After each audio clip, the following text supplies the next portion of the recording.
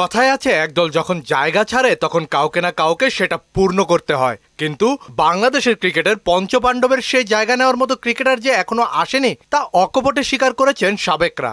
অনেকে চলে গেছে আর দুজনের মতো আছে, মাহমুদুল্লাহ রিয়াদ এবং সাকিব আল হাসান। চলে গেলে চিন্তার বিষয়। হয়তো একটা ম্যাচে 100 করলো, পরে 3টা ম্যাচে 10 পার হতেই ঘাম ঝরে যাচ্ছে।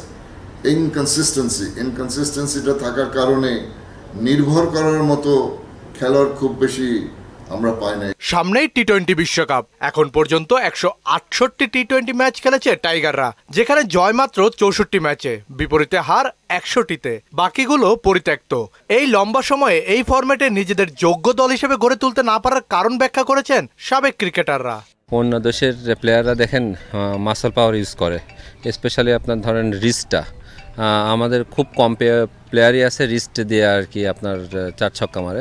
এবারের আসরে ভালো কিছু করতে হলে অবশ্যই দায়িত্ব নিতে হবে সিনিয়র ক্রিকেটারদের। সাকিব প্রুভেন পারফর্মার এবং ওর লেভেল বাংলাদেশের যে কোনো প্লেয়ারের থেকে আলাদা, এবং মাহমুদুল্লাহ হার্ডওয়ার্কার, তিনি প্রমাণ করে চলেছেন যে তিনি তার সেরাটা দেওয়ার চেষ্টায় আছেন। সুদবিহীন ব্যাংকিংয়ে আত্মশুদ্ধির পথ এনআরবিসি ব্যাংকের ইসলামিক ব্যাংকিং আল আমিন। রাজনীতি দেশের ক্রিকেটের মান নিচের দিকে নিয়ে যাচ্ছে মনে করেন ভক্তরা। এই সিলেকশন প্রসেসটা আরো ভালো করতে হবে। আমরা হলো কারো উপর যে আলাদা আমরা হলো কিছু চিন্তা করলাম যে এ খুব ভালো খেলবে, কিন্তু সে তো ভালো খেলতেছে না। 8-10 ম্যাচ 15 ম্যাচ খারাপ খেলতেছে, তারপর আমরা তারে ক্যারি করতেছি। কাজী পাপ্পু, মোহনা সংবাদ, ঢাকা।